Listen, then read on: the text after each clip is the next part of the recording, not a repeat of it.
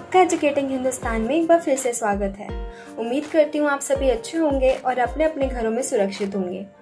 तो आज की वीडियो में हम जिस महान हस्ती के बारे में बात करने वाले हैं उनको आप और मैं बहुत अच्छे से जानते हैं। वो किसी परिचय के मोहताज नहीं हैं। जी हाँ, आज हम बात करेंगे महात्मा गांधी जी के बारे में। महात्मा गांधी के नाम से मशहूर मोहनदास करमचंद गांधी भारतीय स्वतंत्रता आंदोलन के एक प्रमुख राजनीतिक नेता थे। सत्याग्रह और अहिंसा के सिद्धांतों पर चलकर उन्होंने भारत को आज़ादी दिलाने में महत्वपूर्ण भूमिका निभाई। उनके इन सिद्धांतों ने पूरी दुनिया में लोगों को नागरिक अधिकारों एवं स्वतंत्रता आंदोलन के लिए प्रेरित भी किया। उन्हें भारत का राष्ट्रपिता भी कहा जाता है। सुभाष चंद्र बोस ने वर्ष 1944 में रंगून रेडियो से गांधी जी के नाम जारी प्रसारण में उन्हें राष्ट्रपिता कहकर भी संबोधित किया। महात्मा गांधी समूच मानव जाति के लिए एक मिसाल हैं। उन्होंने हर परिस्थिति में अहिंसा और सत्य का पालन किया और लोगों को भी इनका पालन करने के लिए कहा। उन्होंने अपना जीवन सदाचार में गुजारा। वह सदैव परंपरागत भारतीय पोशाक, धोती व सूत से बनी शाल पहनते थे। सदैव शाकाहारी भोजन खाने वाले इस महापुरुष ने आत्मशुद्धि के लिए कई बार लंबे उपवास भी रखे। सन 1915 में भारत वापस आने से पहले गांधी ने एक प्रवासी वकील के रूप में दक्षिण अफ्रीका में भारतीय समुदाय के लोगों के नागरिक अधिकारों के लिए संघर्ष किया। भारत आकर उन्होंने समूचे देश का भ्रमण किया और किसानों, मजदूरों और श्रमिकों को भारी भूमि कर और भेदभाव के विरुद्ध संघर्ष करने के लिए एकजुट किया। सन 1921 में उन्होंने भारतीय राष्ट्रीय कांग्रेस की बागडोर संभाली और अपने कार्यों से देश के राजनीतिक, सामाजिक और आर्थिक परिदृश्य को प्रभावित किया। उन्होंने सन 1930 में नमक सत्याग्रह और इसके बाद 1942 में भारत छोड़ो आंदोलन में खासी प्रसिद्धि प्राप्त की। भारत के स्वतंत्रता संघर्ष के दौरान कई मौकों पर गांधी जी कई वर्षों तक जेल में भी रहे। अब बात करते हैं गांधी जी के प्रारंभिक जीवन के बारे में। मोहनदास करमचंद गांधी का जन्म भारत के गुजरात के एक तटीय शहर पोरबंदर में 2 अक्टूबर सन 1869 को हुआ था। उनके पिता करमचंद गांधी ब्रिटिश राज के समय काठियावाड़ की एक छोटी सी रियासत के दीवाने थे। मोहनदास की माता पुतलीबाई परिणामी वैश्य समुदाय से ताल्लुक रखती थी और अत्यधिक धार्मिक प्रवृत्ति की थी, जिसका प्रभाव युवा मोहनदास पर पड़ा और इन्हीं मूल्यों ने आगे चलकर उनके जीवन में महत्वपूर्ण भूमिका निभाई। वह नियमित रूप से व्रत रखती थी और परिवार में किसी के बीमार पड़ने पर उसकी सेवा दिन रात करती थी। इस प्रकार मोहनदास ने स्वाभाविक रूप से अहिंसा, शाकाहार, आत्मशुद्धि के लिए व्रत और विभिन्न धर्मों और पंथों को मानने वाले के बीच परस्पर सहिष्णुता को अपनाया। सन 1883 में 13.5 साल की उम्र में ही उनका विवाह 14 वर्ष की कस्तूरबा से करा दिया गया। जब मोहनदास 15 वर्ष के थे तब इनकी पहली संतान ने जन्म लिया, लेकिन वह केवल कुछ दिन ही जीवित रही। उनके पिता करमचंद गांधी भी इसी साल में चल बसे। बाद में मोहनदास और कस्तूरबा की 4 संतान हुई: हरिलाल गांधी, मीरालाल गांधी, रामदास गांधी और देवदास गांधी। उनकी मिडिल स्कूल की शिक्षा पोरबंदर में और हाई स्कूल की शिक्षा राजकोट में हुई। शैक्षणिक स्तर पर मोहनदास एक औसत छात्र थे। सन 1887 में उन्होंने मैट्रिक की परीक्षा अहमदाबाद से उत्तीर्ण की। इसके बाद मोहनदास ने भावनगर के श्यामलदास कॉलेज में दाखिला लिया, पर खराब स्वास्थ्य और गृह वियोग के कारण वह अप्रसन्न ही रहे और कॉलेज छोड़कर पोरबंदर वापस चले गए। अब बात करते हैं उनके विदेश की शिक्षा और वकालत के बारे में। मोहनदास अपने परिवार में सबसे ज़्यादा पढ़े लिखे थे, इसलिए उनके परिवार वाले ऐसा मानते थे कि वह अपने पिता और चाचा के उत्तराधिकारी बन सकते थे। उनके एक पारिवारिक मित्र मावजी दवे ने ऐसी सलाह दी कि एक बार मोहनदास लंदन से बैरिस्टर बन जाए तो उनको आसानी से दीवान की पदवी मिल सकती थी। उनकी माता पुतलीबाई और परिवार के अन्य सदस्यों ने उनके विदेश जाने के विचार का विरोध किया, पर मोहनदास के आश्वासन पर वह जारी हो गए। वर्ष 1888 में मोहनदास यूनिवर्सिटी कॉलेज लंदन में कानून की पढ़ाई करने और बैरिस्टर बनने के लिए इंग्लैंड चले गए। अपने मां को दिए गए वचन के अनुसार ही उन्होंने लंदन में अपना वक्त गुजारा। वहां उन्हें शाकाहारी खाने से संबंधित बहुत कठिनाइयां हुई और शुरुआती दिनों में वह कई बार भूखे ही रहते थे। धीरे धीरे उन्होंने शाकाहारी भोजन वाले रेस्टोरेंट के बारे में पता चला। इसके बाद उन्होंने वेजिटेरियन सोसाइटी की सदस्यता भी ग्रहण कर ली। इस सोसाइटी के कुछ सदस्य थियोसॉफिकल सोसाइटी से सदस्य भी थे और उन्होंने मोहनदास को गीता पढ़ने का सुझाव दिया। जून 1891 में गांधी भारत लौट आए और वहां जाकर उन्हें अपनी मां की मौत के बारे में पता चला। उन्होंने बॉम्बे में वकालत की शुरुआत की, पर उन्हें कोई खास सफलता नहीं मिली। इसके बाद वे राजकोट चले गए, जहां उन्होंने ज़रूरतमंदों के लिए मुकदमों की अर्जियां लिखने का कार्य शुरू किया, परंतु कुछ समय बाद उन्हें यह कार्य भी छोड़ना पड़ा। आखिरकार सन 1893 में एक भारतीय फर्म ने नेटर में 1 वर्ष के करार पर वकालत का कार्य स्वीकार कर लिया। गांधी 24 साल की उम्र में दक्षिण अफ्रीका पहुंचे। वे प्रिटोरिया स्थित कुछ भारतीय व्यापारियों के न्यायिक सलाहकारों के तौर पर वहां गए थे। उन्होंने अपने जीवन के 21 साल दक्षिण अफ्रीका में बिताए, जहां उनके राजनीतिक विचार और नेतृत्व कौशल का विकास हुआ। दक्षिण अफ्रीका में उनको गंभीर नस्ली भेदभाव का सामना करना पड़ा। एक बार ट्रेन में प्रथम श्रेणी कोच की वैध टिकट होने के बाद तीसरी श्रेणी के डब्बे में जाने से इनकार करने के कारण उन्हें ट्रेन से बाहर फेंक दिया गया। ये सारी घटना उनके जीवन की एक महत्वपूर्ण मोड़ बन गई और मौजूदा सामाजिक और राजनीतिक अन्याय के प्रति जागरूकता का कारण भी बनी। दक्षिण अफ्रीका में भारतीयों पर हो रहे अन्याय को देखते हुए उनके मन में ब्रिटिश साम्राज्य के अंतर्गत भारतीय के सम्मान तथा स्वयं अपनी पहचान से संबंधित प्रश्न उठने लगे। दक्षिण अफ्रीका में गांधी जी ने भारतीयों को अपने राजनीतिक और सामाजिक अधिकारों के लिए संघर्ष करने के लिए प्रेरित किया। उन्हें भारतीयों की नागरिकता संबंधित मुद्दे को भी दक्षिण अफ्रीकी सरकार के सामने उठाया और सन 1906 के जुलू युद्ध में भारतीयों को भर्ती करने के लिए ब्रिटिश अधिकारियों को सक्रिय रूप से प्रेरित किया। गांधी के अनुसार अपना नागरिकता के दावों को कानूनी जामा पहनने के लिए भारतीयों को ब्रिटिश युद्ध में प्रयासों में सहयोग देना चाहिए। वर्ष 1914 में गांधी दक्षिण अफ्रीका से भारत वापस लौट आए। इस समय तक गांधी एक राष्ट्रवादी नेता और संयोजक के रूप में प्रतिष्ठित हो चुके थे। उदारवादी कांग्रेस नेता गोपाल कृष्ण गोखले के कहने पर भारत आए थे और शुरुआती दौर में गांधी के विचार बहुत हद तक गोखले के विचारों से प्रभावित थे। प्रारंभ में गांधी ने देश के विभिन्न भागों का दौरा किया और राजनीतिक, आर्थिक और सामाजिक मुद्दों को समझने की कोशिश की। बिहार में चंपारण और गुजरात में खेड़े में हुए आंदोलन ने गांधी को भारत में पहली राजनीतिक सफलता दिलाई। चंपारण में ब्रिटिश जमींदार किसानों को खाद्य फसलों की बजाय नील की खेती करने के लिए मजबूर करते थे और सस्ते मूल्यों पर फसल खरीदते थे, जिससे किसानों की स्थिति बदतर होती जा रही थी। इस कारण वे अत्यधिक गरीबी से घिर गए। एक विनाशकारी अकाल के बाद अंग्रेजी सरकार ने दमनकारी कर लगा दिए, जिनका बोझ दिन प्रतिदिन बढ़ता ही गया। कुल मिलाकर स्थिति बहुत निराशाजनक थी।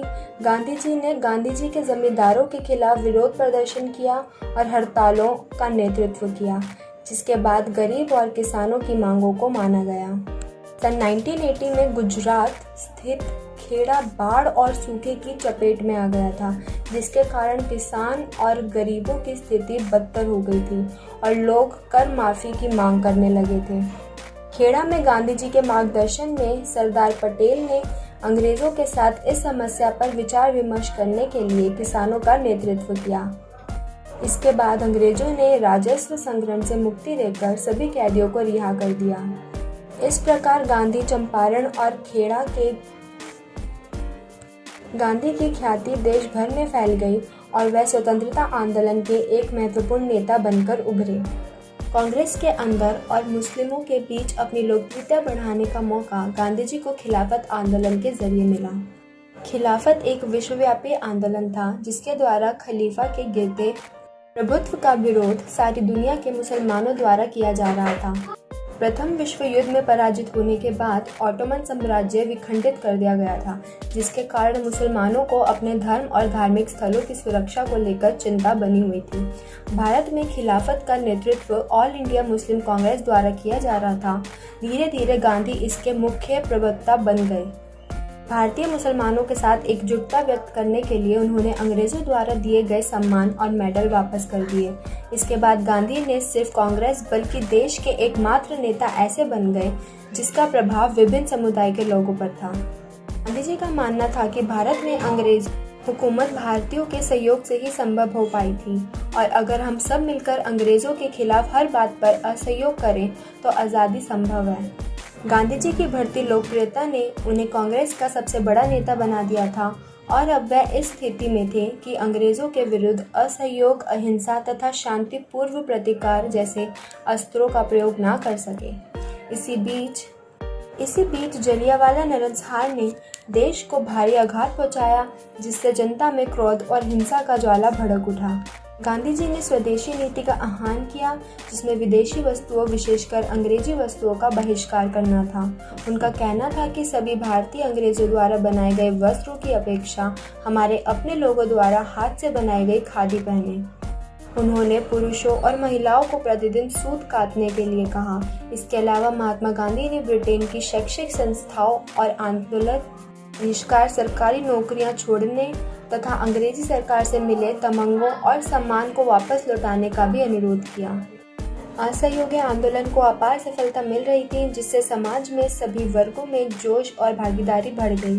लेकिन फरवरी 1922 में इसका अंत चोरी चारा कांड के साथ हो गया। इस हिंसक घटना के बाद गांधी जी ने असहयोग आंदोलन को वापस ले लिया। गिरफ्तार कर राजद्रोह का मुकदमा चलाया गया, जिसमें उन्हें 6 साल कैद की सजा सुनाई गई। खराब स्वास्थ्य के चलते उन्हें फरवरी 1924 में सरकार ने रिहा कर दिया। असहयोग आंदोलन के दौरान गिरफ्तारी के बाद गांधी जी फरवरी 1924 में रिहा हुए और सन 1928 तक सक्रिय राजनीति से दूर ही रहे। इस दौरान वह स्वराज पार्टी और कांग्रेस के बीच हुए मनमुटाव को कम करने में लगे रहे और इसके अतिरिक्त शराब, अज्ञानता और गरीबी के खिलाफ भी लड़ते रहे। उस समय अंग्रेजी सरकार ने सन जॉन साइमन के नेतृत्व में भारत के लिए एक नया संवैधानिक सुधार आयोग बनाया, पर उसका एक भी सदस्य भारतीय नहीं था, जिसके कारण भारतीय राजनीतिक दलों ने इसका बहिष्कार कर दिया। इसके पश्चात दिसंबर 1928 में कलकत्ता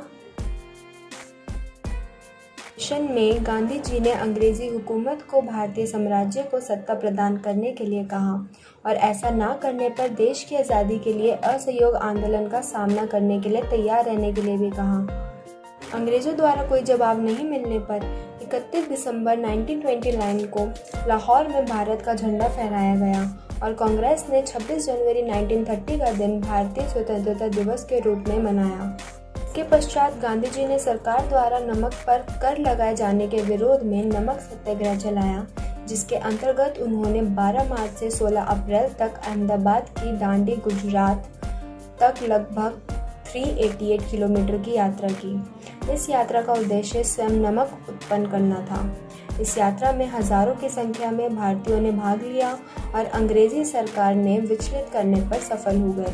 इस दौरान सरकार ने लगभग 60,000 से अधिक लोगों को गिरफ्तार कर जेल भेज दिया। इसके बाद लाई इरविन के प्रतिनिधित्व वाली सरकार ने गांधी जी के साथ विचार विमर्श करने का निर्णय लिया, जिसके फलस्वरूप गांधी इरविन संधि पर मार्च 1931 में हस्ताक्षर हुए। गांधी इरविन संधि के तहत ब्रिटिश सरकार ने सभी राजनीतिक कैदियों को रिहा करने के लिए सहमति दे दी।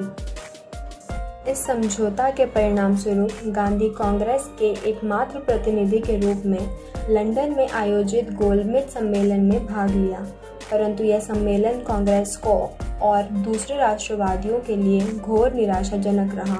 इसके बाद गांधी फिर से गिरफ्तार कर लिए गए और सरकार ने राष्ट्रवादी आंदोलन को कुचलने की कोशिश की। 1934 में गांधी ने कांग्रेस की सदस्यता से इस्तीफा दे दिया। उन्होंने राजनीतिक गतिविधियों के स्थान पर अब रचनात्मक कार्यक्रमों के माध्यम से सबसे निचले स्तर से राष्ट्र के निर्माण पर अपना ध्यान लगाया। उन्होंने ग्रामीण भारत की शिक्षित करने, छुआछूत के खिलाफ आंदोलन जारी रखने, कताई बुनाई और अन्य कुटीर उद्योगों का बढ़ावा देने और लोगों की आवश्यकताओं अनुकूल शिक्षा प्रणाली बनाने का काम शुरू किया। दलित नेता B.R. अम्बेडकर की कोशिशों के परिणाम स्वरूप अंग्रेज सरकार ने अछूतों के लिए एक नए संविधान के अंतर्गत पृथक निर्वाचन मंजूर कर दिया था। गेरवड़ा जेल में बंद गांधी जी ने इसके विरोध में सितंबर 1932 में 6 दिन का उपवास किया और सरकार को एक समान व्यवस्था अपनाने पर मजबूर किया। अछूतों के जीवन को सुधारने के लिए गांधी जी के द्वारा चलाए गए अभियान की यह शुरुआत थी। 8 मई 1933 को गांधी जी ने आत्मशुद्धि के लिए 21 दिन तक उपवास रखा और हरिजन आंदोलन को आगे बढ़ाने के लिए एक वर्षीय अभियान की शुरुआत की। अंबेडकर जैसे दलित नेता इस आंदोलन से प्रसन्न नहीं थे और गांधी जी द्वारा दलितों के लिए हरिजन शब्द का उपयोग करना की निंदा की। द्वितीय विश्व युद्ध के आरंभ में गांधी जी अंग्रेजों को अहिंसात्मक नैतिक सहयोग देने पर पक्षधर थे, परंतु कांग्रेस ने बहुत से नेता इस बात से नाखुश थे कि जनता के प्रतिनिधियों के परामर्श के लिए बिना ही सरकार ने देश को युद्ध में झोंक दिया था। गांधी ने घोषणा की कि एक तरफ भारत को आज़ादी देने से इनकार किया जा रहा था और दूसरी तरफ लोकतांत्रिक शक्तियों की जीत के लिए भारत को युद्ध में शामिल किया जा रहा था। जैसे जैसे युद्ध बढ़ता गया, गांधी जी और कांग्रेस ने भारत छोड़ो आंदोलन की मांग को तीव्र कर दिया। भारत छोड़ो स्वतंत्रता आंदोलन के संघर्ष का सर्वाधिक शक्तिशाली आंदोलन बन गया, जिसमें व्यापक हिंसा और गिरफ्तारी हुई। इस संघर्ष में हजारों की संख्या में स्वतंत्रता सेनानी या तो मारे गए या घायल हो गए और हजारों गिरफ्तार भी कर लिए गए। गांधी जी ने यह स्पष्ट कर दिया था कि वह ब्रिटिश युद्ध प्रसारों को समर्थन तब तक नहीं देंगे जब तक भारत को तत्काल आज़ादी ना दे दी जाए। उन्होंने ये भी कह दिया था कि व्यक्तिगत हिंसा के बावजूद यह आंदोलन बंद नहीं होगा। उनका मानना था कि देश में व्याप्त सरकारी अराजकता असली अराजकता से भी खतरनाक है। गांधी जी ने सभी कांग्रेसियों और भारतीयों को अहिंसा के साथ करो या मरो के साथ अनुशासन बनाए रखने को कहा। जैसा कि सबको अनुमान था, अंग्रेजी सरकार ने गांधी जी और कांग्रेस कार्यकारिणी समिति के सभी सदस्यों को मुंबई में 9 अगस्त 1942 को गिरफ्तार कर लिया और गांधी जी को पुणे के आगा खान महल में ले जाया गया, जहां उन्हें 2 साल तक बंदी बनाकर रखा गया। इसी दौरान उनकी पत्नी कस्तूरबा गांधी का देहांत हो गया। कस्तूरबा गांधी के देहांत के बाद 22 फरवरी 1944 को हो गया और कुछ समय बाद गांधी जी भी मलेरिया से पीड़ित हो गए।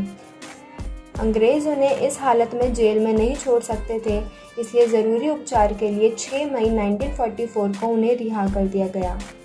आंशिक सफलता के बावजूद भारत छोड़ो आंदोलन ने भारत को संगठित कर दिया और द्वितीय विश्व युद्ध के अंत तक ब्रिटिश सरकार ने स्पष्ट संकेत दे दिया था कि जल्द ही सत्ता भारतीयों के हाथ सौंप दी जाएगी। गांधी जी ने भारत छोड़ो आंदोलन समाप्त कर दिया और सरकार ने लगभग 1 लाख राजनीतिक कैदियों को रिहा कर दिया। जैसा कि पहले कहा जा चुका था, द्वितीय युद्ध समाप्त होते होते ब्रिटिश सरकार ने देश को आज़ाद करने के लिए संकेत दे दिया था।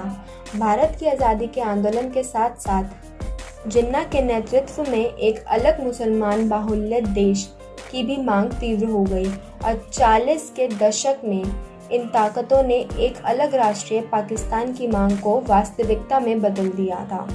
गांधी जी देश का बंटवारा नहीं चाहते थे क्योंकि यह उनके धार्मिकता एकता के सिद्धांतों से बिल्कुल अलग था, पर ऐसा हो ना पाया और अंग्रेज़ों ने देश को 2 टुकड़े भारत और पाकिस्तान में विभाजित कर दिया।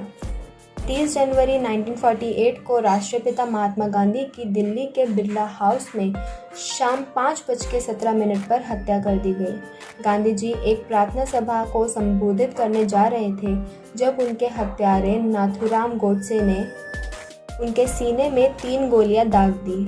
ऐसे माना जाता है कि हे राम उनके मुख से निकले अंतिम शब्द थे। नाथूराम गोडसे और उसके सहयोगी पर मुकदमा चलाया गया और 1949 में उन्हें मौत की सज़ा सुनाई गई। उम्मीद करती हूँ आप सभी को ये वीडियो पसंद आई होगी और आपने इस वीडियो से बहुत कुछ सीखा होगा। और अगर अभी तक आपने हमारे चैनल को सब्सक्राइब नहीं किया है तो इसी तरीके की और वीडियो देखने के लिए प्लीज़ हमारे चैनल को सब्सक्राइब कर लें और बेल आइकन को भी प्रेस कर दें ताकि आपको हमारी न्यू वीडियो की अपडेट जल्द से जल्द मिल जाए। Thank you.